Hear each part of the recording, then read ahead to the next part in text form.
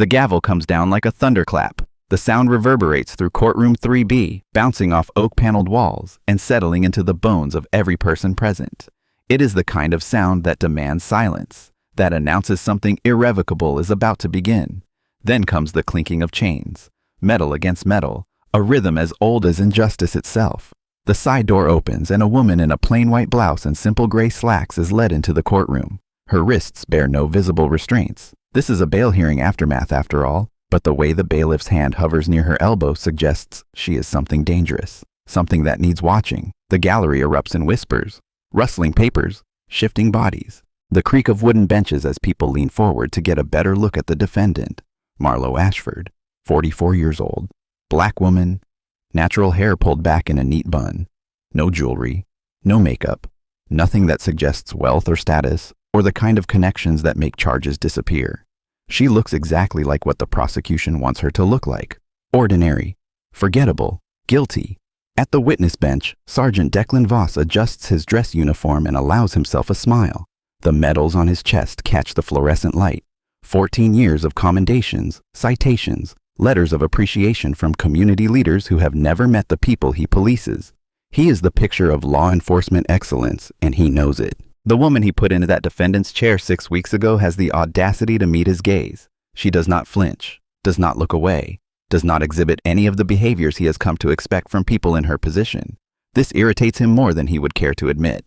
The prosecutor rises. Mercer Ashby is 42 years old with the kind of expensive suit that announces political ambition before he opens his mouth. His hair is slicked back with precision, his shoes polished to mirrors. He has been waiting for a case like this. High profile enough to make headlines, simple enough to guarantee conviction. Your Honor, he begins, gesturing toward the defense table with theatrical disdain. The state calls this a clear-cut case of assault on a police officer. This woman, he lets the word hang in the air, weighted with implication. This violent criminal attacked a decorated member of our law enforcement community. Sergeant Voss was performing his sworn duty when the defendant assaulted him without provocation. The evidence is overwhelming. The witnesses are credible. Justice, Your Honor, demands accountability. A woman in the gallery, white, middle-aged, wearing pearls that cost more than most people's monthly rent, shoots to her feet. Lock her up. People like her think they're above the law. Judge Cordell Wainwright brings his gavel down twice in rapid succession. He is 67 years old, silver-haired, with the weary expression of a man who has seen too many cases and developed too many doubts about the system he serves. But he keeps those doubts buried deep, where they cannot interfere with procedure. Order. I will have order in my courtroom. The woman sits, but her contempt lingers in the air like cigarette smoke. Through all of this, the accusations, the hatred, the theatrical performance of justice, Marlo Ashford remains perfectly still. Her eyes move slowly across the courtroom, cataloging faces, noting positions, registering the small details that most people miss. The way Voss whispers to the officer beside him, the way Ashby checks his phone between statements, the way Judge Wainwright's jaw tightens almost imperceptibly when the gallery erupts. She is not afraid. She is observing. At the defense table, her court-appointed attorney shuffles papers with visible nervousness. Fletcher Novak is 36, underpaid, overworked, and, according to everyone who glances his way, completely outmatched. The kind of lawyer you get when you cannot afford the kind of lawyer who wins. No one in the courtroom knows that Marlo chose him specifically. Voss leans toward the officer beside him, his voice pitched just loud enough to carry. Look at her. Still thinks she is somebody. Give it 48 hours. She will be in a cell where animals like her belong. The words reach Marlo's ears. Her expression does not change, but something shifts in her eyes. A flicker of something that might be amusement, or might be anticipation, or might be the quiet satisfaction of a chess player watching her opponent move exactly as predicted. Her lips curve upward by perhaps a millimeter. A smile so subtle it barely exists. Because Declan Voss does not know what she knows. He does not know that every word he has spoken since entering this courtroom has been recorded. He does not know that the briefcase on the defense table contains 3 years of meticulously gathered evidence. And he certainly does not know that the woman he dismissed as an easy target, the woman he slammed against a concrete wall 6 weeks ago while calling her names that would make his grandmother weep, is the same woman who has dismantled 4 corrupt police departments in the past decade. Courtroom 3. B. The place where they plan to bury her. They have no idea that this is the stage she has been preparing for 3 years. The trap was never for her. It was for them. 6 weeks earlier, the morning sun cast long shadows across the parking lot of the Harmon County Motor Lodge. It was the kind of establishment that asked no questions and accepted cash, perfect for someone who needed to exist without leaving traces. Marlo Ashford pulled her sedan into a spot near the back, away from the security cameras that she had already noted were positioned to miss this particular corner. She had arrived in Harmon County at 4:23 a.m., driving through the night from a city 300 miles away, her credentials buried in a lockbox welded to the undercarriage of her vehicle. The room was exactly what she expected. Clean enough to be functional, worn enough to be affordable, anonymous enough to be safe. She unpacked with the methodical precision of someone who had done this dozens of times before. Shoes aligned at precise angles beside the bed, toiletries arranged in order of use. 3 phones, each for a different purpose, placed in specific locations that would allow her to reach them within seconds from any point in the room. Anyone watching would have noticed something unusual about her movements. Not nervous, not random. Every action deliberate, every placement intentional. The habits of someone trained to operate in hostile environments, to maintain control when everything around her demanded chaos. She allowed herself 4 hours of sleep, her body positioned so that she faced the door, her hand resting near the lamp that could become a weapon if necessary. When she woke, she dressed simply. White blouse, gray slacks, sensible shoes. The uniform of invisibility, designed to make people see a category rather than an individual. Black woman, middle-aged, probably a social worker, or a teacher, or someone's assistant. Certainly no one important. The coffee shop on Main Street was called Rosie's, and it had been serving the same bitter brew since 1974. Marlo entered at 8:45 a.m., took a seat at a corner table with sight lines to both exits, and waited. The white woman behind the counter glanced at her, looked away, and continued chatting with a regular customer about someone's daughter's wedding. When 3 more customers entered, all white, all local, they were served immediately. Marlo waited. 11 minutes passed before the woman finally approached her table, notepad in hand, expression carefully blank. Help you? Coffee, please. Black. The woman wrote nothing down, simply turned and walked away, as if the interaction had exhausted her patience. Marlo made a note in the small journal she carried. 3 words, written in a shorthand that would mean nothing to anyone who found it. Service delay. Pattern confirmed. The door chimed. A man in uniform entered. Officer Thane Merrick, according to the nameplate on his chest. 38 years old. 8 years on the force. 3 complaints in his file that had been mysteriously reclassified as unfounded. He walked past the line of waiting customers directly to the counter, where the same woman who had made Marlo wait nearly 12 minutes immediately reached for a cup. The usual Thane? You know it, Rosie. He turned while waiting, scanning the room with the proprietary gaze of someone who considers public spaces his personal territory. His eyes found Marlo, lingered, dismissed. Some people, he said, loud enough for the room to hear, need to learn patience. No one disagreed. No one met Marlo's eyes. The social contract of small-town silence held firm. Protect your own, ignore the rest. Marlo sipped her coffee when it finally arrived. She did not react to the slight, did not defend herself, did not give anyone the satisfaction of seeing that the words had landed. Instead, she wrote in her journal. 2 more words. Merrick, complicit. After coffee, she walked 3.2 miles through downtown Harmon County, past the courthouse where she would eventually stand trial, past the police station where she would eventually be processed, past the memorial to officers fallen in the line of duty that did not include the names of any civilians those officers had killed. She photographed everything, discreetly. The angles of security cameras, the blind spots in coverage, the patterns of foot traffic at different times of day. She noted which businesses had cameras of their own, which residences had Ring doorbells, which intersections might capture footage that official sources would claim did not exist. At 2:17 p.m., she stood outside the Harmon County Police Department and allowed herself to feel the weight of what she was about to do. 3 years of investigation had led to this moment. 3 years of building a case that the Department of Justice deemed too politically sensitive to pursue through normal channels. 3 years of documenting 47 complaints that had vanished into bureaucratic oblivion. 14 years of one sergeant's brutality protected by a system designed to protect its own. She could have remained behind a desk, could have written reports that would be filed and forgotten, could have played the game the way it was meant to be played, slowly, carefully, with the kind of institutional patience that allowed bad actors to retire with full pensions before justice ever caught up. But Marlo Ashford had never been good at patience, Not when she knew what these men were doing. Not when she had read the medical reports, the victim statements, the carefully buried evidence of an entire community living in fear of those sworn to protect them. She needed something that could not be buried, something that would force the system to acknowledge what it had been ignoring for nearly 2 decades. She needed to become a victim herself. The plan was simple, dangerous, and, according to her handler at the FBI, absolutely insane. She would file a complaint. A legitimate complaint about the microaggressions she had documented over the past week, the discriminatory treatment that was as common as breathing in places like this. She would do everything correctly, follow every procedure, give them no legitimate reason to escalate, and then she would wait to see if they escalated anyway. Because if they did, if they treated a black woman filing a complaint the same way they had treated 47 other black citizens over the past 14 years, she would have what she needed. Not secondhand testimony that could be discredited, not statistics that could be explained away, but firsthand evidence of a pattern so clear that even the most reluctant prosecutor would have to act. She walked into the police station at 2:44 p.m. The woman at the front desk was young, white, bored.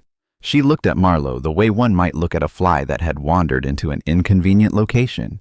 "Can I help you? I would like to file a complaint." The words fell into silence. The woman's fingers paused on her keyboard. Something shifted in the air, a tension that had not been there before. A complaint about what? Discriminatory treatment. "I have documentation of several incidents over the past week that I believe warrant formal review." The woman's expression did not change, but her hand moved to the radio on her desk. She pressed a button, spoke quietly. "Got another one here. Someone wanting to file." Static. Then a voice. Male, annoyed, familiar. "Send her around back. Sergeant Voss will handle it."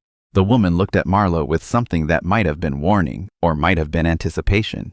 "Go through that door, around the building to the left. Someone will meet you at the rear entrance." The parking lot behind the station was empty except for 3 patrol cars and a dumpster that smelled of stale coffee and bureaucratic indifference. No cameras covered this area. Marlo had confirmed that during her reconnaissance. No witnesses except the officer waiting for her near the back door. Declan Voss was exactly what his file had suggested. 6 feet 2 inches of barely contained aggression wrapped in a uniform and a sense of entitlement. He watched her approach the way a cat watches a mouse it has not yet decided to kill. "So you're the one with complaints?" Not a question, an accusation. "Yes, sir. I have experienced several incidents that I believe." "You believe." He cut her off, moving closer. "You people always believe something, do you not? Always got grievances, always got problems. Never occurs to you that maybe you are the problem." Marlo kept her hands visible at her sides, kept her voice level, kept her body language non-threatening in every way that her training had taught her. "I simply want to file a formal complaint, sir. I have documentation." "Documentation?" He laughed. The sound bounced off the concrete walls, echoing in the empty space. "Let me tell you something about documentation. It does not matter. You know why? Because your word does not mean anything here. Not against mine. Not against any of us." He was close now. Close enough that she could smell the coffee on his breath, see the broken capillaries in his nose, count the threads of gray in his regulation-cut hair. "Now get your welfare queen self off my property before I find a reason to make you leave. This is a public facility. I have every right to." The hand comes fast, not a punch. That would leave too much evidence, too clear a mark. Instead, his fingers close around her throat, thumb pressing against her windpipe with exactly enough pressure to terrify without leaving visible bruises. He spins her, slams her back against the concrete wall with a force that drives the air from her lungs. "You people," he hisses, his face inches from hers, "always got complaints. Time someone taught you a lesson about keeping your mouth shut." Marlo does not struggle, does not scream, does not give him any excuse to escalate further. Instead, she looks directly into his eyes and says, with a calm that clearly unnerves him, "I want to be absolutely clear about what is happening right now. You are using physical force against someone who has not resisted. Is this how Harmon County handles citizen complaints?" For a moment, just a moment, something flickers in his expression, uncertainty, the beginning of a question he does not want to ask. Then it is gone, replaced by the familiar contempt. "Resisted? Oh, you resisted. That is what my report will say. And guess whose word people believe around here?" He releases her with a shove that sends her stumbling toward the parking lot gate. "Get out. Come back again. You will not leave standing." Marlo straightens her blouse, picks up her bag from where he threw it, checks its contents with the calm thoroughness of someone confirming that nothing has been damaged. The digital recorder inside is still running. It has captured everything. She walks toward the gate, then pauses, turns, looks at him one last time with an expression he cannot read. "What?" he demands.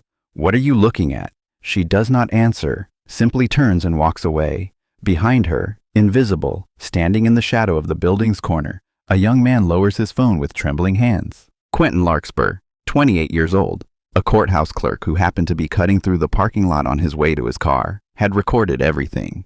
He did not know what he had just captured, did not understand its significance, but something in his gut told him to save the video, to back it up, to keep it somewhere safe until he understood what to do with it. 20 minutes later, Marlo sat in her rental car 3 blocks from the station. Her hands, for the first time since arriving in Harmon County, were shaking, not from fear, not from trauma, from the controlled release of adrenaline that came after an operation entered its critical phase. She pulled out one of her burner phones, dialed a number from memory. Phase 1 complete. Evidence secured. They took the bait. The voice on the other end belonged to Sterling Blackwood, FBI special agent and her handler for the past 3 years. "Are you hurt?" "Nothing that will not heal. More importantly, I have him on audio. Assault under color of law, racial slurs, explicit confession of report falsification. It is everything we needed. Marlo, tell DOJ we proceed as planned. The trial will be the perfect stage." A pause. The weight of what she was asking, what she was about to endure, hung between them. "You know what happens next. They will arrest you, charge you, try to destroy your credibility before you can destroy theirs." "I know. And you're still sure about this?" Marlo looked through her windshield at the Harmon County Police Department, at the flag flying above it, at the motto carved into the stone facade, "To protect and serve." 47 complaints in 14 years, Sterling. 47 people whose lives were damaged or destroyed by men like him. None of them had the resources to fight back. None of them had the training to survive what came after. None of them had the connections to make anyone care. She started the engine. "I have all of those things. And if I do not use them, if I take the safe path while people like Declan Voss keep hurting people like them, then what was the point of any of it?" Silence. Then, "Be careful, Marlo. These people play for keeps." "So do I." She hung up. 24 hours later, she was in handcuffs, charged with assault on a police officer resisting arrest and obstruction of justice. Exactly as she had planned. If watching an innocent woman being framed in a courtroom made your blood boil, you have not seen anything yet. This woman is not just going to survive. She is going to systematically destroy everyone who underestimated her. The secret she is hiding will turn this entire trial upside down. Subscribe now because what happens next will leave you speechless. The present crashed back into focus with the sound of the gavel. The prosecution may call its first witness. Mercer Ashby rose with the fluid confidence of a man who has never lost a case he cared about winning. His shoes clicked against the courtroom floor as he approached the witness stand, each step calculated for maximum effect. The state calls Sergeant Declan Voss. Voss stood, adjusting his uniform with a gesture so practiced, it might as well have been choreographed. He walked to the stand with the bearing of a man who expects applause, raised his right hand, and swore to tell the truth with the ease of someone who had learned long ago that truth was merely a matter of perspective. "Sergeant Voss," Ashby began, "please describe for the court the events of September 14th at approximately 2:45 p.m. Voss settled into the witness chair, his posture relaxed, his expression projecting wounded dignity. "I was on duty at the station when I received a call about a disturbance in the rear parking lot. A woman, the defendant, had been asked to leave after making threats to staff members. When I arrived, she was agitated, aggressive. I identified myself and asked her to calm down. And did she comply? No, sir, she did not." Voss shook his head sadly as if recounting a tragedy rather than a lie. "She came at me, started swinging. I had no choice but to restrain her for my own safety and hers." "You feared for your safety?" "Absolutely. You can never know what someone like that is capable of. I have seen officers hurt by people who looked harmless. I was not going to take that chance." Marlo sat motionless at the defense table, her pen moving across the notepad in front of her. To anyone watching, she appeared to be taking notes on the testimony. In reality, she was documenting every inconsistency, every tell, every moment where Voss's rehearsed narrative faltered against the truth. Someone like that. The phrase hung in her mind, a confession hiding in plain sight. Ashby continued his direct examination with the efficiency of a man following a script. Each question led precisely where it needed to lead. Each answer painted Marlo as the aggressor and Voss as the reasonable professional forced to defend himself. Then came the evidence. "Your Honor, The state would like to enter Exhibit A, security footage from the Harmon County Police Department parking lot. A screen lowered from the ceiling. The courtroom darkened, and the video began to play. But something was wrong. The footage showed Marlowe approaching the building, showed her standing in the parking lot.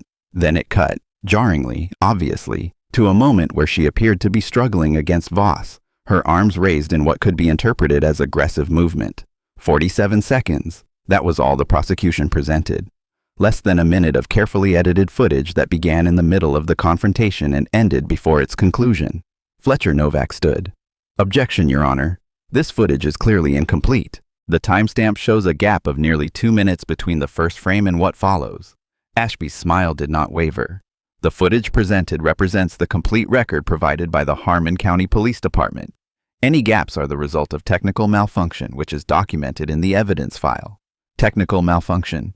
Novak's voice carried a skepticism that Marlowe appreciated. He was young, yes, underpaid and overworked, certainly, but he was not stupid and he was not willing to let obvious manipulation pass without challenge. Your Honor, the defense requests the complete server logs to verify. The footage speaks for itself, Ashby interrupted smoothly. The defense will have ample opportunity to raise technical concerns during cross-examination. Judge Wainwright considered for a moment, then nodded. Objection overruled.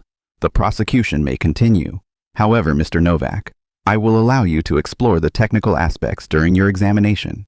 It was a small victory. Not nearly enough, not yet, but it planted a seed of doubt in the courtroom's collective consciousness. Ashby called his second witness. Officer Thane Merrick took the stand with the easy confidence of a man who had testified dozens of times before and had never once been held accountable for what he said.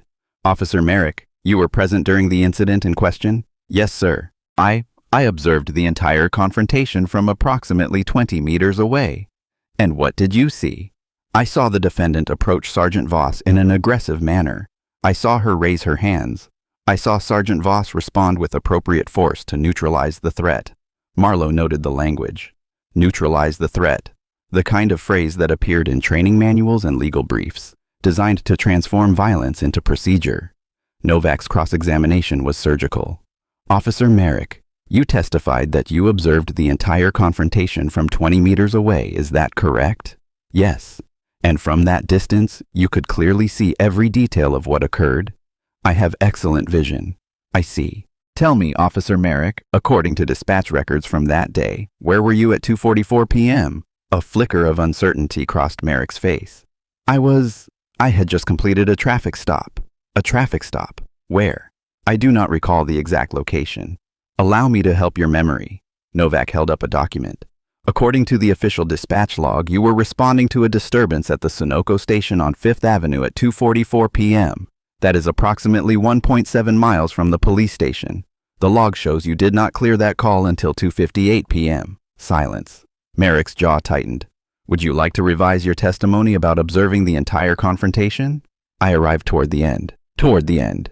So your earlier statement about seeing the defendant approach Sergeant Voss in an aggressive manner, that was based on what exactly? I saw enough. You saw enough. Novak let the words hang. No further questions. It was not a knockout blow. Not yet. But it was a crack in the wall. The first visible fracture in the prosecution's carefully constructed narrative. Ashby moved to repair the damage with his third witness. And this one made Marlowe's chest tighten with something that felt almost like grief. The state calls Cassidy Verne. The young woman who walked to the stand bore no resemblance to the confident operative Marlowe had worked with for the past 18 months. Cassidy's shoulders were hunched, her eyes fixed on the floor. Her hands trembled as she raised them to take the oath. She was 26 years old, a former intern at the police department who had agreed to serve as an FBI informant after witnessing Voss assault a teenager during a traffic stop. She had been Marlowe's inside source, the one who provided documents and schedules and the kind of institutional knowledge that could not be obtained from the outside. And now she was about to testify for the prosecution. Marlowe understood immediately. There were only a few things that could turn someone like Cassidy, someone who had risked everything to do the right thing. Fear for herself would not have been enough, but fear for her family, her mother who worked as a teacher's aide at the elementary school, who depended on her pension, who had no idea what her daughter had become involved in. That kind of fear could make anyone cooperate. Ms. Verne, Ashby began, his voice gentle now, playing the part of sympathetic guide. I know this is difficult, please take your time. Can you tell the court what you witnessed on September 14th? Cassidy's voice emerged barely above a whisper. I saw her approach Sergeant Voss. She was aggressive. He was just trying to talk to her and she... The words caught in her throat. Her eyes for just a moment flickered toward Marlowe. In that glance, Marlowe saw everything. The apology, the shame, the desperate hope that somehow, some way, she would understand. And beneath it all, a message. I left you something. Find it. She attacked him, Cassidy finished, the words dropping like stones into still water. I saw her attack him.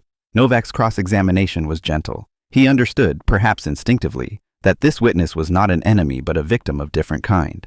Ms. Verne, did anyone speak with you about your testimony before today? Yes. Who? Detective Cole. And what did Detective Cole discuss with you? He went over the facts with me, to make sure I remembered correctly. Went over the facts, or told you what to say. Ashby's objection came fast. Leading the witness, Your Honor. Sustained. Rephrase, Mr. Novak. Let me ask it differently. Ms. Verna, were you comfortable with the substance of the testimony you just provided? Does it reflect your genuine recollection of events? The longest pause of the trial so far. Cassidy's hands twisted in her lap. Her lower lip trembled. I said what I was told to say. The words came out in a rush, almost involuntary. I said what I remember. I understand. Novak let it go. He had planted enough doubt for now. No further questions. As Cassidy walked past the defense table on her way back to the gallery, her hand brushed against the wooden surface. The motion was so quick, so subtle, that not even the bailiff standing 3 feet away noticed anything unusual. But Marlowe noticed. She noticed the small square of paper that now rested beside her notepad, folded once and thin enough to disappear into her palm without detection. And in the back row of the gallery, Agent Sterling Blackwood noticed Marlowe notice, and gave a nod so slight it might have been a trick of the light. The first day of trial concluded at 4:37 p.m. with the judge's announcement that proceedings would resume at 9 the following morning. As Marlowe was escorted from the courtroom, Voss stood in the aisle, making no effort to hide his satisfaction. See you tomorrow, he called after her, his voice carrying the easy confidence of a man who believes he has already won. Wear something nice. I want you looking presentable when they read the guilty verdict. Marlowe did not turn around, did not give him the reaction he wanted, simply walked forward, her spine straight, her head high, until the courtroom doors closed behind her. That night, in the holding facility, she unfolded Cassidy's note for the first time. The handwriting was cramped, hurried, written under fear of discovery. They have my mother. I am sorry, but everything is backed up. Cloud server. Password. Veritas 47 Sunlight. Use it. Destroy them. Marlowe read the words 3 times, committing them to memory, then tore the paper into pieces small enough to flush down the toilet. Cassidy had not broken. She had bent, but in bending, she had found a way to preserve what mattered. Somewhere in a digital fortress accessible only to those who knew the right words, every piece of evidence they had gathered together over 18 months waited to be deployed. The prosecution had the first day, but Marlowe was about to take the second. When the system is rigged against you, knowledge is your greatest weapon. Audible has thousands of titles on law, civil rights, and justice, narrated by experts who have fought these battles. Our protagonist prepared for years. You can start today.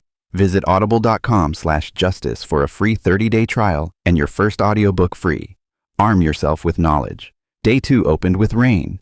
It fell in sheets against the courtroom windows, creating a percussion that seemed to underscore the tension already building in the space. The gallery was more crowded than the day before. Word had spread about the incomplete footage, about the officer whose timeline did not match his testimony, about the young woman who had hesitated before answering the prosecutor's questions. Something was happening in courtroom 3B. No one knew quite what, but no one wanted to miss it. Marlowe was escorted in at 8:45 a.m. Her posture had changed since yesterday, subtle but noticeable to those paying attention. She stood straighter, moved with more deliberation. Her eyes, when they swept the courtroom, held something that had not been there before: purpose, readiness, the coiled energy of someone about to make a move. Voss noticed. His confident smile flickered just for a moment before reasserting itself. Judge Wainwright called the court to order precisely at 9. Mr. Novak, the defense may present its case. Fletcher Novak stood, buttoning his jacket with a casualness that belied the preparation behind what was about to unfold. He had spent the night reviewing files Marlowe had provided, files she claimed had been compiled by a concerned citizen who wished to remain anonymous, files that told a very different story than the one the prosecution had presented. Your Honor, the defense calls Helena Vance. A murmur rippled through the gallery.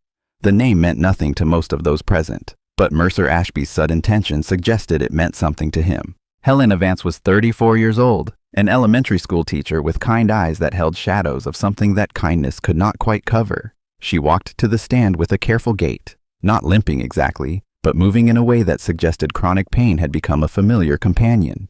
Ms. Vance, Novak began, can you please describe for the court your interaction with Sergeant Declan Voss 2 years ago?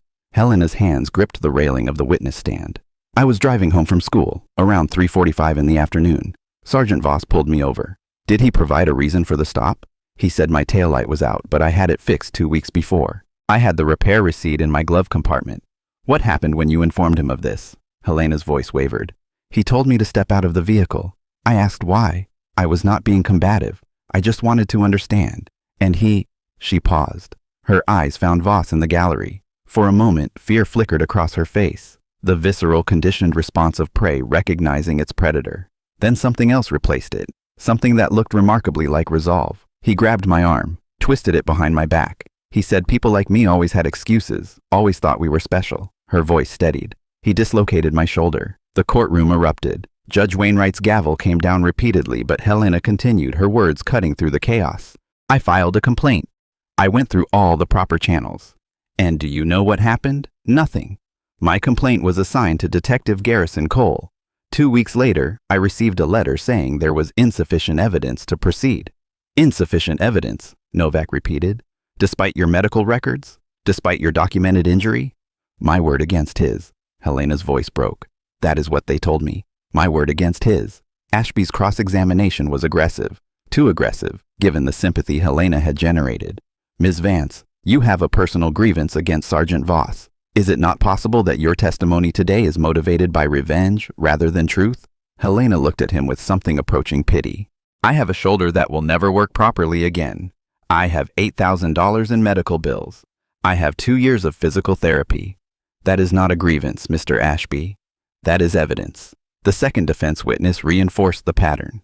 Darnell Oakes was 25 years old, with the weary eyes of someone who had learned too young that the system did not protect people who looked like him.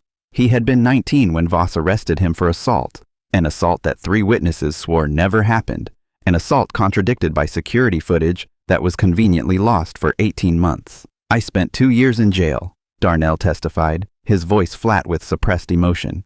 2 years. I lost my job, my apartment.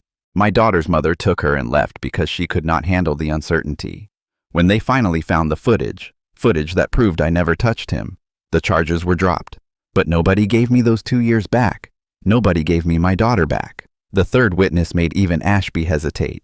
Emery Whitfield was 28 years old, a patrol officer with the Harmon County Police Department. He walked to the stand in civilian clothes, a deliberate choice perhaps to distance himself from what he was about to say. Officer Whitfield, Novak began, you currently work alongside Sergeant Voss, is that correct? Yes. In your time at the department, have you ever witnessed Sergeant Voss engage in behavior that concerned you? The longest pause of the trial. Whitfield's eyes moved to Voss, who stared back with an expression of barely concealed fury. I have seen things, Whitfield said finally, each word seeming to cost him something. Things that did not match the reports filed later. Things that made me uncomfortable. Can you be more specific? I have seen Sergeant Voss escalate situations that did not need escalating. I have seen him use force against people who were not resisting. I have seen, he stopped, swallowed. I have seen him treat some citizens very differently than others. Ashby's objection came instantly. Your Honor, this is vague speculation, not testimony. The witness is describing his direct observations, Novak countered. That is the definition of testimony. Judge Wainwright considered. I will allow it. But Mr. Bent, Novak, I expect you to establish specific relevance. Of course, Your Honor. Officer Whitfield, in your professional opinion based on your training and experience, was Sergeant Voss's conduct toward the defendant consistent with department policy and professional standards? Another pause. Whitfield looked at the floor, at the ceiling, anywhere but at the man whose career he was about to damage. No, he said finally, it was not. The lunch recess came as a relief to everyone. The prosecution because they needed time to regroup. The defense because they needed time to prepare for what came next. and the gallery because the emotional weight of the morning's testimony demanded processing. Marlowe met with Novak in a private consultation room. "They're rattled," Novak said, spreading documents across the table. "Ashby keeps looking at his phone like he is waiting for instructions. Voss can barely sit still, and I heard Cole slipped out during Whitfield's testimony. Running to warn someone." Marlowe's voice was calm, analytical, the voice of someone who had spent 15 years reading criminal behavior. "They are realizing that their normal playbook is not working. What comes next will be desperation. The server footage? This afternoon, but we need them to introduce it." Novak frowned. "How do we manage that?" Marlowe allowed herself a small smile. "We ask for something they cannot give us. Then we watch them try to explain why. Stories like this remind us that the justice system does not always protect the innocent. Sometimes the innocent have to fight back." This woman sat silently through every insult, every accusation, every lie, but she was not being passive. She was waiting. Subscribe to support content that exposes corruption and share this with someone who needs to believe that truth can still win. The afternoon session began with Novak on his feet. "Your Honor, the defense requests that the prosecution provide the complete security footage from September 14th. The footage presented yesterday was clearly edited. The timestamps confirm this. We request access to the original server files." Ashby stood, his composure showing cracks for the first time. "Your Honor, the footage provided represents the complete relevant record. Any technical discrepancies are the result of equipment malfunction as documented. Then the prosecution should have no objection to allowing our technical expert to examine the server logs." "That would be," Ashby hesitated. "That would require additional time. The servers contain sensitive law enforcement data." "Mr. Ashby," Judge Wainwright interrupted, his patience audibly thinning, "you presented footage as evidence. The defense has a right to examine the provenance of that evidence. Unless you have an objection based on statute or precedent, I am inclined to allow the examination." Ashby looked toward the gallery where Cordelia Haynes, Deputy Chief of the Harmon County Police Department, had appeared during the break. Her expression was unreadable, but her presence spoke volumes. "No objection, Your Honor." The technical expert called by the defense introduced himself as Dr. Wyatt Ashford, a name that made Marlowe's expression flicker for just a moment before returning to neutrality.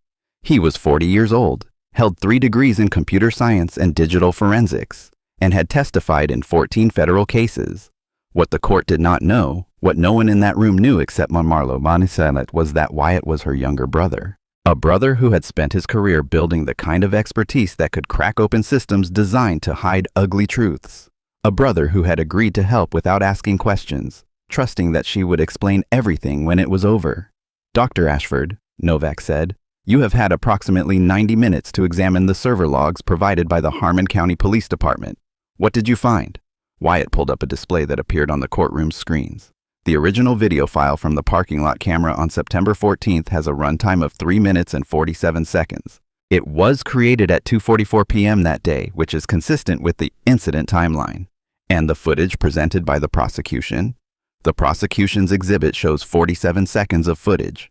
According to the server metadata, this edited version was created at 6:32 p.m. on September 14th, approximately 4 hours after the original file was recorded. Murmurs erupted throughout the courtroom. "So, the footage was edited?" "Definitively. The original file exists on the server. It was accessed, copied, and modified. The modification removed exactly 3 minutes of content. Content that would have shown the complete sequence of events from beginning to end." Ashby was on his feet.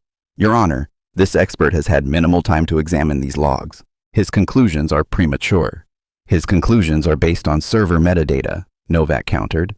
"Data that the prosecution presumably reviewed before presenting their evidence. Either they knew the footage was edited and presented it anyway, or they failed to perform basic due diligence. Neither option reflects well on the state's case." Judge Wainwright's expression had shifted from neutral to concerned. "Mr. Ashby, can you explain how the prosecution came to present edited footage as a complete record?" "Your Honor, the footage was provided to my office by the Harmon County Police Department. We relied on their representation that it was complete." "I see." The judge turned to the gallery where Detective Garrison Cole sat with an expression of barely concealed panic. "It seems we may need to hear from whoever provided that representation." The original footage was played in full, 3 minutes and 47 seconds that changed everything. The video showed Marlowe Ashford walking into the parking lot, standing calmly, speaking words that the audio pickup rendered clearly. "I would like to file a complaint about discriminatory treatment." And then Voss's hand closing around her throat, the slam against the wall, the verbal abuse captured in crystal clarity. You people always got complaints. Time someone taught you a lesson. The footage showed Marlo not resisting, not raising her hands in aggression, not doing anything except standing there and asking, politely, persistently, to exercise her legal right to file a complaint. It showed exactly what she had testified happened. It showed exactly what Voss had sworn never occurred. The gallery's reaction was volcanic. Someone shouted a profanity that the court reporter declined to transcribe. Judge Wainwright's gavel came down with such force that it cracked. Order! I will have order or I will clear this courtroom. Voss had gone pale. His hands gripped the armrests of his seat so tightly that his knuckles had turned white. For the first time since the trial began, he looked like what he was, a man watching his world collapse. Ashby attempted damage control. Your Honor, the defense has presented footage that has not been properly authenticated. The footage came from your own department's servers, Novak interrupted. Authenticated by your own timestamp data. Unless you are suggesting that the Harmon County Police Department fabricated evidence to frame itself, I fail to see the basis for your objection. Judge Wainwright raised a hand for silence. Mr. Ashby, I have significant concerns about the evidence presented by the prosecution. I am taking a 30-minute recess. When we return, I expect an explanation for how edited footage came to be submitted as a complete record. If that explanation is not satisfactory, we will discuss the implications for this case. The recess was chaos contained. Marlo remained at the defense table outwardly calm, while around her the courtroom dissolved into frantic motion. Ashby on his phone, his voice rising with each exchange. Cole slipping towards the exit, only to find two men in suits blocking his path. Men whose bearing screamed federal law enforcement even without visible badges. In the back row, Agent Sterling Blackwood stood and stretched, his eyes never leaving Cole's increasingly panicked movements. The trap was closing. When the court reconvened, the atmosphere had shifted. Ashby looked like a man who had received very bad news during the break. Voss had the hollow expression of someone who had finally begun to understand the magnitude of his miscalculation. And Marlo, for the first time since the trial began, allowed herself to sit back in her chair with something approaching relaxation. Mr. Ashby, Judge Wainwright began, have you had an opportunity to consult with the relevant parties about the discrepancy in the evidence? Ashby stood slowly. Your Honor, it appears there may have been procedural irregularities in how the evidence was processed and transmitted to my office. The state requests additional time to investigate these irregularities. Request denied. The judge's voice was flat final. You have had 6 weeks to prepare this case. If there were procedural irregularities, they should have been discovered before you submitted evidence to this court. He turned to the defense table. Mr. Novak, given the questions raised about the prosecution's evidence, does the defense wish to make a motion? Novak stood. Your Honor, the defense moves for dismissal based on prosecutorial misconduct and presentation of fraudulent evidence. That motion is premature, Ashby interrupted. The state has not had an opportunity to— The state, Judge Wainwright cut him off, presented edited footage as a complete record. The state's witnesses have provided testimony contradicted by objective evidence. The state, Mr. Ashby, has a credibility problem. He paused, letting the words settle. I will not rule on dismissal today, but I am declaring a recess until tomorrow morning, during which time I expect the prosecution to prepare a very thorough explanation for everything we have learned this afternoon. And Mr. Ashby, the prosecutor looked up. I strongly suggest you review the ethics guidelines regarding evidence presentation before we reconvene, because right now, this court has serious questions about how this case came to be filed in the first place. The gavel came down. As the courtroom began to empty, Marlo caught a glimpse of movement near the back exit. Detective Garrison Cole, attempting to slip away unnoticed, found himself face to face with Agent Blackwood. Detective Cole. Blackwood's voice carried the pleasant neutrality of a man who knew he held all the cards. I think we should have a conversation. Cole's face drained of color. I want a lawyer. Of course. But first, Blackwood nodded toward two other agents who had materialized from the crowd. We need to discuss your options. Because right now, Detective, you have exactly two: cooperate or become the first person charged in what is about to become a very large federal investigation. Cole looked back at the courtroom, at Voss still sitting frozen in his seat, at Ashby gathering his papers with shaking hands, at the world he had helped build crumbling around him. Then he looked at Marlo. Their eyes met across the crowded space. In his, she saw fear and anger and the desperate calculation of a man seeking any exit from an impossible situation. In hers, he saw nothing. No triumph, no satisfaction, just the calm assessment of someone who had anticipated this moment for 3 years and found it exactly as expected. "Fine," Cole said, his voice barely above a whisper. "I will cooperate. Fighting injustice takes resources. Rocket Money helps you take control of your finances, cancel hidden subscriptions, negotiate lower bills, and build savings automatically. Over 5 million people have saved an average of $720 per year, because financial freedom means the freedom to stand up for what is right. Start free at rocketmoney.com/truth. That evening, while Marlowe waited in holding for the next day's proceedings, the various threads she had spent 3 years weaving began to converge. Detective Cole, facing the prospect of federal charges for evidence tampering and conspiracy, chose self-preservation over loyalty. In an interview room at the FBI field office, he outlined the system he had helped maintain for over a decade. The complaints that vanished, the footage that was lost, the witnesses who were persuaded to change their stories. He named names, provided documents, explained the financial arrangements that had kept the machine running smoothly, and most significantly, he described the involvement of Deputy Chief Cordelia Haynes, the woman who had orchestrated the decision to frame Marlowe when she discovered that someone was investigating the department. "She figured out something was wrong about 3 months ago," Cole said, his voice flat with exhaustion. "The new woman in town asking questions, the complaints that suddenly had documentation. She knew someone was building a case, so she decided to preempt it. She said we needed to discredit the investigator before the investigator could discredit us. We knew Voss would escalate. He always does. We just needed to make sure the story came out right." "And the edited footage?" Cole laughed bitterly. "That was Haynes's idea. She said juries believe what they see. Make them see what we want them to see. She never considered that the original might still exist. She thought she had it deleted, but she does not understand technology. She is good at people, bad at servers." While Cole talked, federal agents executed search warrants at the Harmon County Police Department, at Deputy Chief Haynes's residence, and at a storage facility registered to Sergeant Declan Voss. They found what Marlowe's investigation had suggested they would find: records of payments that did not match official salaries, a database tracking citizens who had filed complaints against officers, and, most damningly, a series of communications coordinating the response to Marlowe's arrival. One email from Haynes to Cole dated 3 weeks before the parking lot incident. "She is FBI. Former, but still connected. We need to neutralize her before she can build a case we cannot bury." Haynes was arrested at 10:47 p.m., attempting to cross the county line with 2 suitcases and $43,000 in cash. Voss, who had returned home after the day's disastrous proceedings, was arrested at 11:15 p.m. He resisted. Of course he did, and had to be physically restrained by 3 officers before he could be secured in the transport vehicle. Merrick was next. Then 2 more officers whose names appeared repeatedly in the complaint files Marlowe had compiled. By midnight, the leadership of the Harmon County Police Department had been effectively decapitated. In her cell, Marlowe received none of this news directly, but she knew. She could feel it in the changed energy of the guards who brought her dinner, in the whispered conversations that stopped when she approached, in the slight softening of the institutional hostility that had characterized her treatment since her arrest. Something had shifted.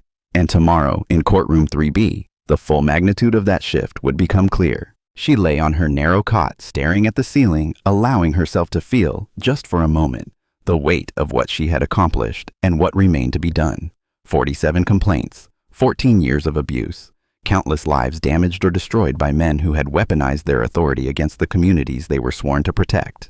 Tomorrow, she would stand in that courtroom not as a defendant, but as the architect of justice finally arriving. Tomorrow, the trap would close completely, and Declan Voss, the man who had slammed her against a wall while calling her names that burned in her memory, would learn what happened when you underestimated the wrong person. Marlowe closed her eyes. Tomorrow would be a long day, but for the first time in 3 years, she was ready for it to begin. The rain had stopped by morning, leaving behind a world washed clean and glistening under a pale autumn sun. But inside courtroom 3B, the atmosphere held none of that freshness.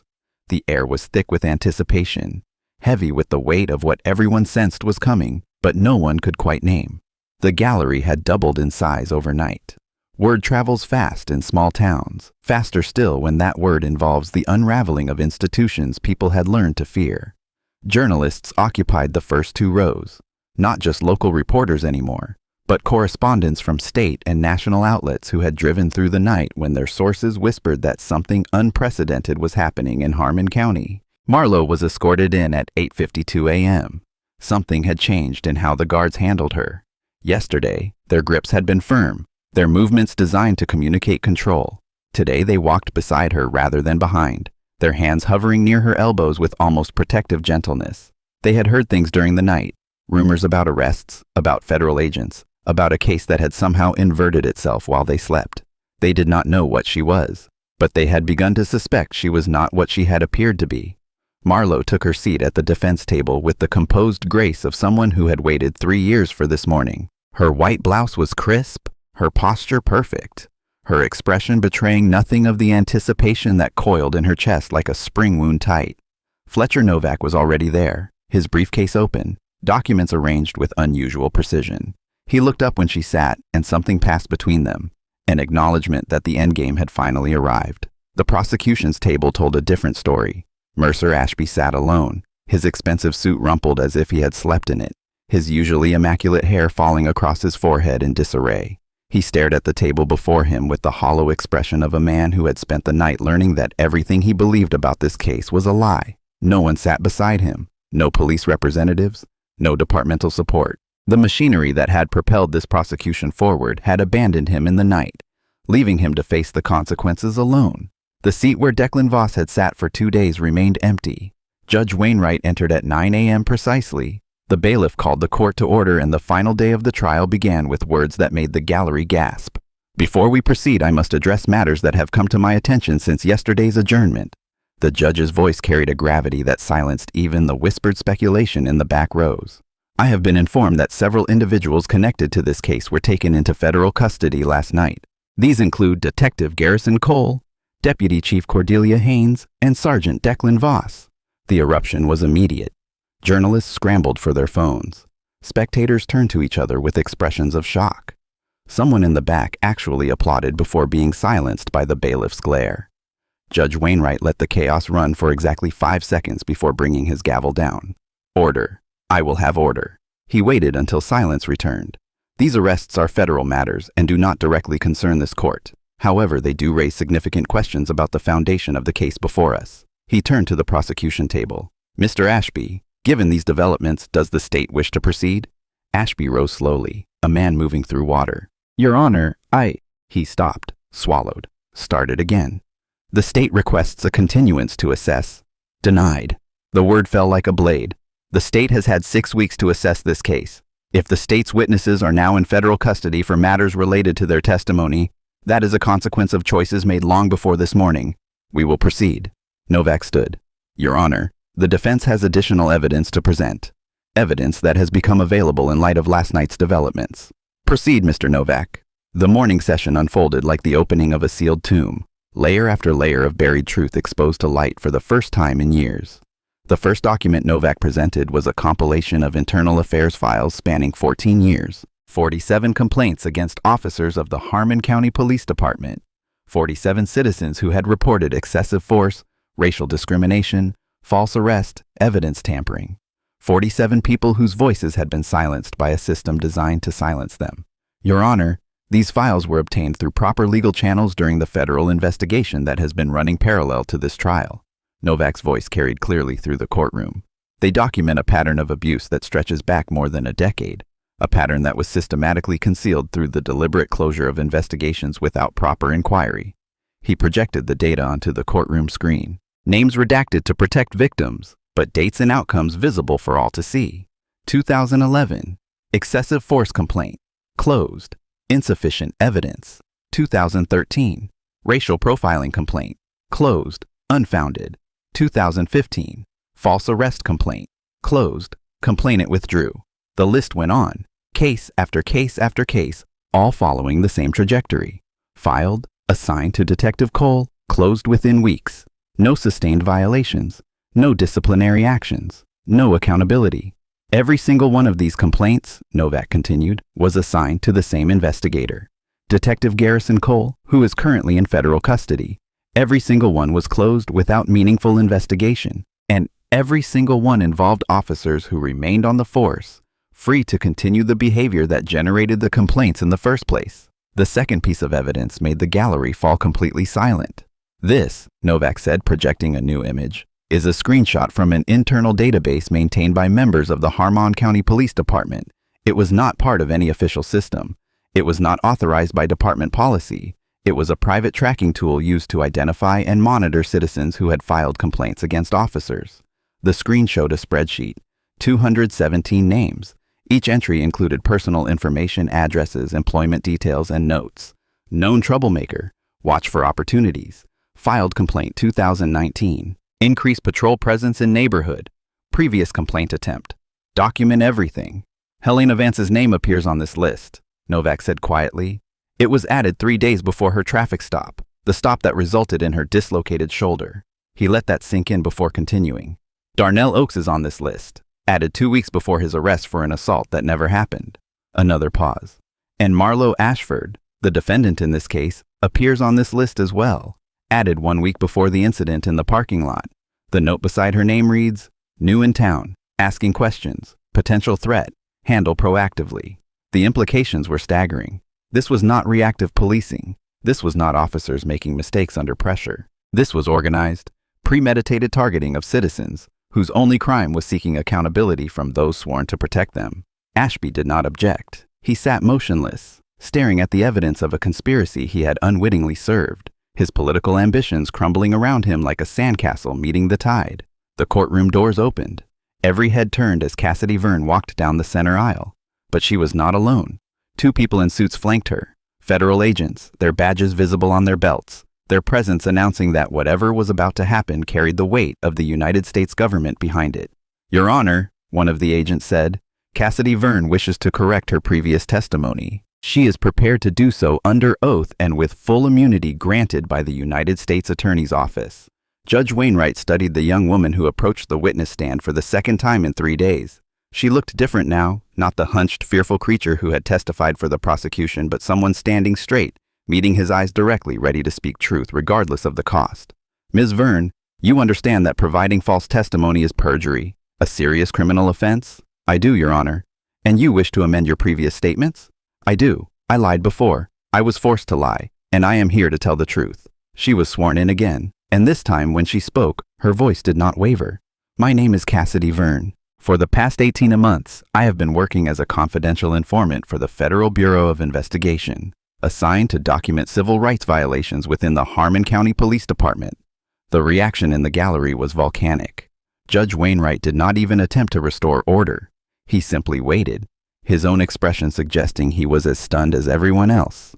"I witnessed the incident on September 14th, Cassidy continued.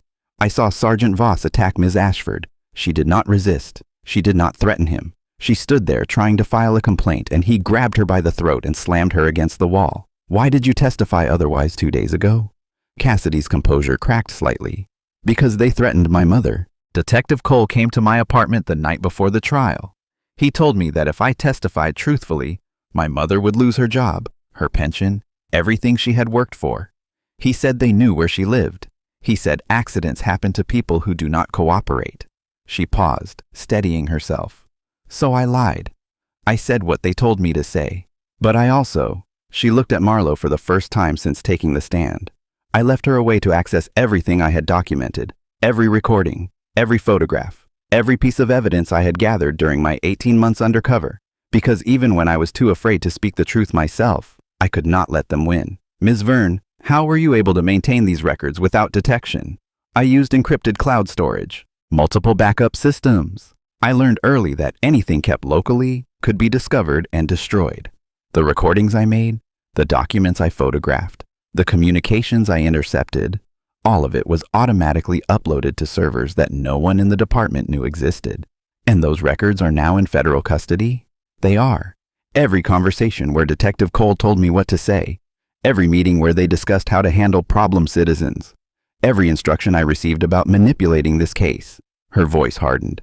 "I have recordings of Deputy Chief Haynes explicitly ordering the attack on Ms. Ashford. I have evidence that this was not one officer acting alone. but a coordinated effort to silence an investigation that threatened their entire operation. The recordings were played. The first was from 3 weeks before the parking lot incident. Cordelia Haynes's voice, controlled and precise. The woman asking questions is former FBI. She knows what to look for. We need to neutralize her before she can build a case. Then Cole's voice. Voss can handle it. He always escalates. We just need to make sure the story comes out right. The second recording was from the night before the trial. Cole again, this time with a different tone. Threatening, desperate. Your mother is a nice lady, Cassidy. Shame if something happened to her retirement. Shame if people started asking questions about her work history. You understand what I am saying? The third was from a meeting Cassidy had attended as an intern, 6 months before Marlowe ever arrived in Harmon County. Multiple voices discussing how to handle a complaint filed by Darnell Oaks. The kid has witnesses, 3 of them. Then we lose the witness statements. It is not complicated. And the security footage? What security footage? Equipment malfunctions happen. Laughter. The casual, comfortable laughter of people who believed they would never face consequences for their actions. The recordings ended. The courtroom sat in stunned silence. You are about to witness the most satisfying courtroom revelation ever. Everything you thought you knew about this case is about to shatter.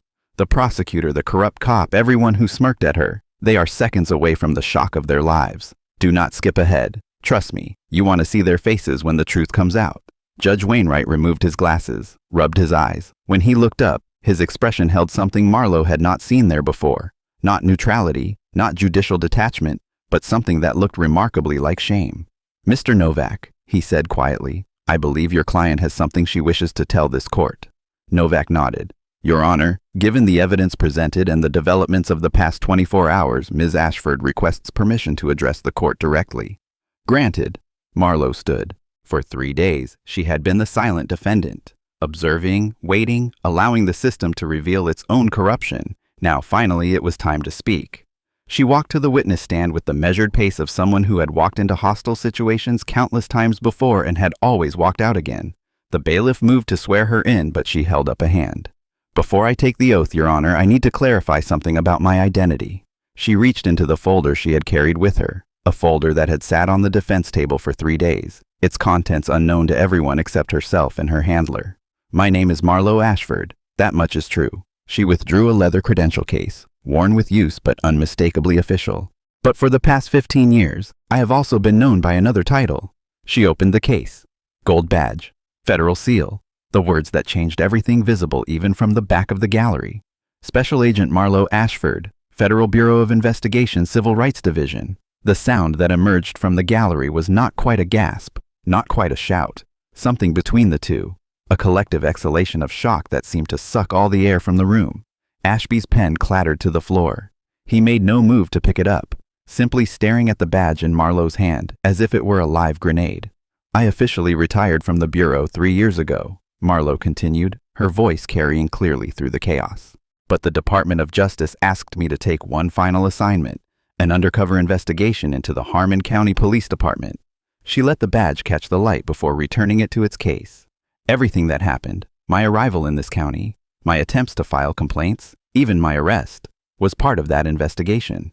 Every interaction was documented. Every piece of evidence was preserved through proper chain of custody. The assault I experienced in that parking lot was captured on recording equipment I was wearing at the time, in addition to the security footage and Mr. Larkspur's phone video. She turned to face the gallery directly, and for the first time, Marlowe allowed herself to show something beyond composure. Her eyes found Helena Vance, sitting in the 3rd row with tears streaming down her face. Found Darnell Oaks beside her, his expression caught between disbelief and something that might have been hope. Found the other victims who had gathered over the past 3 days, drawn by whispers that justice might finally be arriving. I did not come here as a victim who got lucky, Marlowe said. I came here as a federal agent who gave these men the opportunity to incriminate themselves, and they took it, every time, without hesitation, because they had done it so many times before that they could not imagine it would ever catch up to them. Judge Wainwright found his voice. Agent Ashford, this is highly unusual. So is a police department that buries 47 complaints, Your Honor. So is a system that allows officers to assault citizens with impunity for 14 years. Sometimes unusual methods are necessary to expose unusual crimes. She returned to the defense table but did not sit. Instead, she stood behind her chair, her hands resting on its back, her posture that of someone delivering a closing argument rather than receiving a verdict. The question before this court was whether I committed assault against Sergeant Voss. The evidence has made clear that I did not, that I was, in fact, the victim of an assault committed by him. But that was never really the question, was it? Her gaze swept the courtroom. The journalists scribbling frantically, the spectators still processing what they had witnessed. The empty seats where the prosecution's supporters had sat 2 days ago. The real question was whether this system would protect its own, as it has always done, or whether for once, just once, the truth would matter more than the badge. She paused.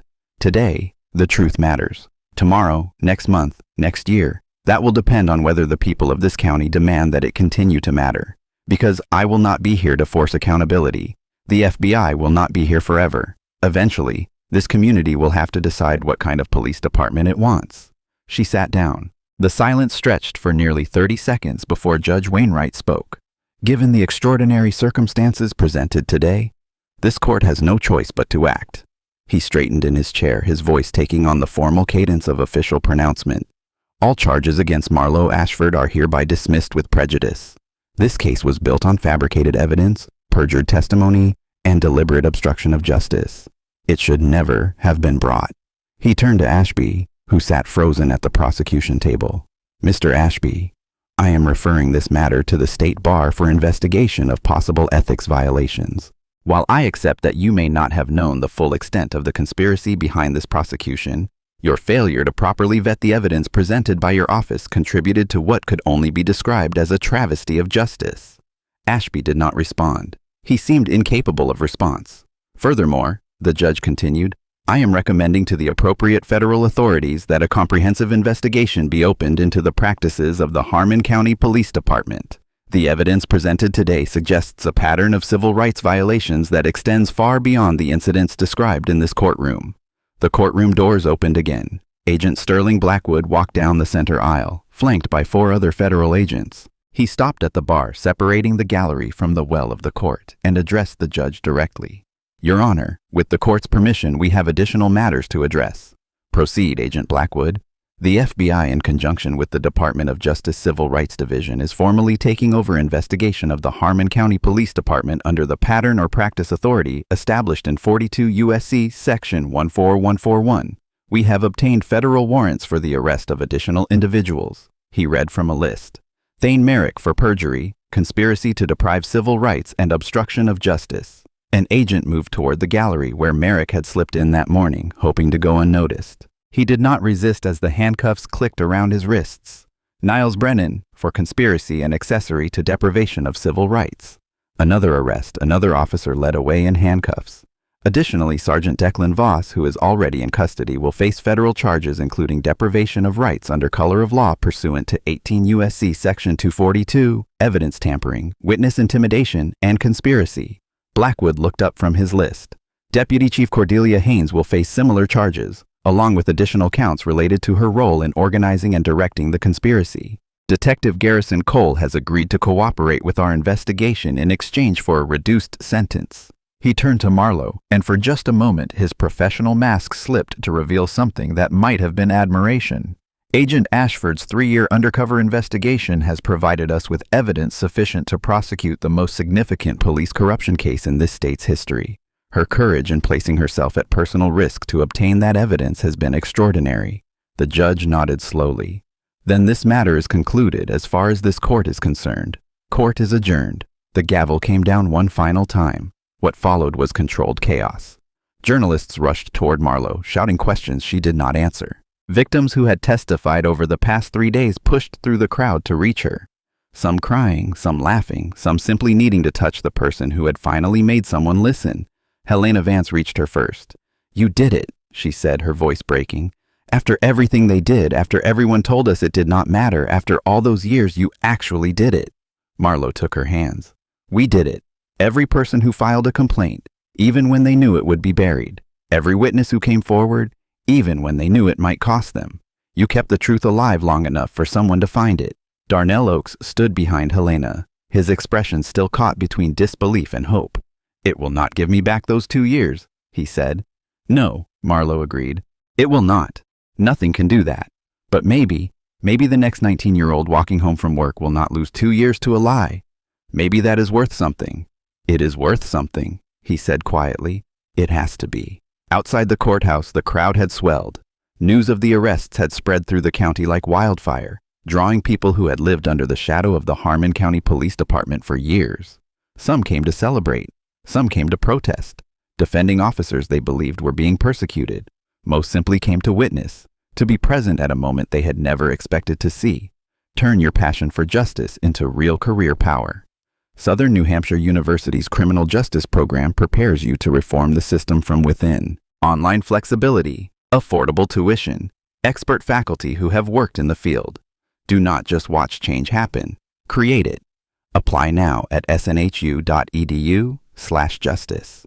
Your transformation starts today. Marlo stood on the courthouse steps, Agent Blackwood beside her facing a wall of cameras and microphones. Agent Ashford, how long have you been planning this operation? The investigation into Harmon County Police Department began 3 years ago. My undercover assignment began approximately 18 months before the incident that led to my arrest. Did you deliberately provoke Sergeant Voss? Marlo's expression did not change. I walked into a police station and attempted to file a complaint about discriminatory treatment I had personally experienced. That is a constitutional right, not a provocation. If exercising constitutional rights is enough to trigger violence from law enforcement officers, that tells you everything you need to know about the culture we were investigating. What happens now? The Department of Justice will work with local and state authorities to ensure accountability. Federal oversight will be implemented. Policy changes will be mandated. Individual officers will face prosecution for specific crimes. She paused. But structural change takes time. Years, not months. The community will need to remain vigilant.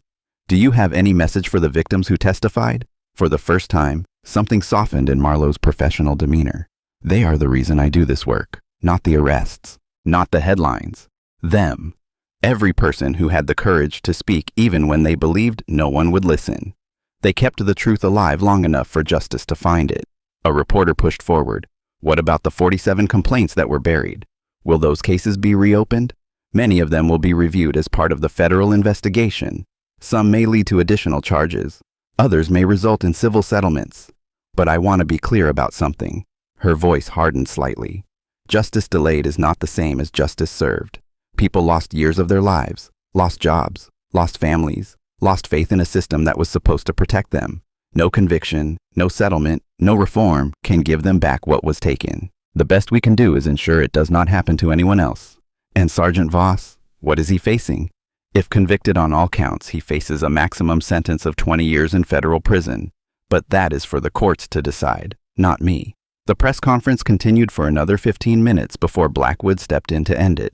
Agent Ashford has provided all the information she can share at this time. Further updates will come from the U.S. Attorney's Office as the case progresses. They retreated into the courthouse, away from the cameras and the shouting and the weight of public attention. In a quiet conference room on the 3rd floor, Marlo finally allowed herself to exhale. It is not over, she said. Blackwood nodded. Cole's cooperation has given us a lot, but there are still holes. The Senator, Morrison, his name keeps coming up, but nothing we can charge him with yet. And the mole, the one who warned Haynes we were coming. Blackwood's jaw tightened. Someone inside DOJ or FBI. We do not know who. We may never know. Marlo walked to the window, looking out at the crowd still gathered below. Celebration and anger, hope and suspicion, all mixed together in a county that was only beginning to understand how deeply it had been betrayed. 217 names on that database, she said quietly. We investigated 47. What about the other 170? We do not have the resources to pursue all of them. You know how these things work. We got the worst offenders. The pattern is established. The consent decree will mandate reforms that protect future victims. And the past victims? Blackwood did not answer. There was no good answer to give. Some of them will file civil suits, he said finally. Some will receive settlements. Most will, he trailed off. Most will have to find their own peace with what happened to them. Marlo pressed her hand against the cool glass of the window. I hate this part. The part where we declare victory while so many people are still waiting for justice that will never come. It is not perfect, it is never perfect, but it is something. Blackwood moved to stand beside her. You gave them something, Marlo. You gave them proof that they were not crazy, that what happened to them was real, that someone, somewhere, believed them. Is that enough? I do not know. Is it ever? 3 weeks later, the formal consent decree was announced. The Department of Justice, having determined that the Harmon County Police Department had engaged in a pattern or practice of civil rights violations, imposed a comprehensive reform program to be overseen by an independent federal monitor for a minimum of 5 years. The terms were extensive. Mandatory body cameras for all officers with footage retention requirements that made malfunctioning equipment an automatic disciplinary matter. Complete restructuring of the complaint investigation process, with civilian oversight and external review of all use of force incidents. New policies on traffic stops, arrests, and citizen interactions designed to eliminate the pretextual encounters that had enabled so much abuse. Retraining for every officer on the force, with those who failed to meet new standards subject to termination. And most significantly, the dissolution of the Internal Affairs Unit that had buried 47 complaints over 14 years. Its replacement would answer to the federal monitor, not the department hierarchy. The police union protested, filed legal challenges, issued statements warning that the consent decree would make the county less safe, that criminals would run rampant while officers were handcuffed by bureaucratic oversight. Some residents believe them. Change is frightening, and the familiar, even a familiar that hurts, can feel safer than the unknown. But others looked at the evidence that had emerged from Courtroom 3B and chose to believe that safety and accountability were not mutually exclusive, that a police department could protect citizens without brutalizing them, that reform was not an attack on good officers but a defense against bad ones. This incredible story proves that those who abuse power will eventually face someone they cannot break. If you loved watching this woman turn a rigged trial into a trap for her enemies, our next video features another underdog whose hidden identity brought down an entire network of corrupt officials. Hit subscribe and turn on notifications so you do not miss it. The weeks that followed brought a steady stream of updates. Declan Voss was indicted on 6 federal counts. He pleaded not guilty, retained an expensive private attorney, and settled in for a fight. His trial would not begin for at least 8 months. The wheels of justice turning slowly even when the evidence was overwhelming. But he was no longer a police officer. He was no longer protected. He was simply a man facing the consequences of 14 years of brutality, waiting in a cell for a judgment that most observers considered inevitable. Cordelia Haynes took a different path. Facing the same charges as Voss plus additional counts related to her leadership role, she agreed to cooperate in exchange for a reduced sentence. Her information led to the identification of 2 more officers who had participated in the conspiracy but had escaped the initial arrests. More significantly, her cooperation revealed financial records that traced suspicious payments up the chain of command, payments that stopped just short of State Senator Morrison's office but passed through entities he controlled. Not enough for charges. Not yet, but enough to keep the investigation open. Garrison Cole's plea deal was finalized. 5 years in federal prison, reduced from a potential 15. In exchange for his testimony against the others and his complete documentation of the system he had helped maintain. He would spend his sentence in a minimum security facility protected from the officers he had betrayed. Some called it too lenient. Others recognized it as the price of building a case against the bigger fish. Thane Merrick faced perjury charges stemming from his testimony at trial. His lie about witnessing the parking lot incident from 20 meters away, contradicted by dispatch logs and his own prior statements, was too clear to explain away. He pleaded guilty, received 18 months, and was released from the force with no possibility of future employment in law enforcement. The outcomes were imperfect. Some who deserved punishment received less than they had earned. Some who had participated in smaller ways escaped accountability entirely. The system, even in reform, protected some of its own. But for the first time in 14 years, there were consequences. Real consequences. Consequences visible enough that future officers might think twice before following the same path. For the victims, the aftermath was complicated. Helena Vance received a settlement, the amount sealed, as these things usually were, with no admission of wrongdoing from the county.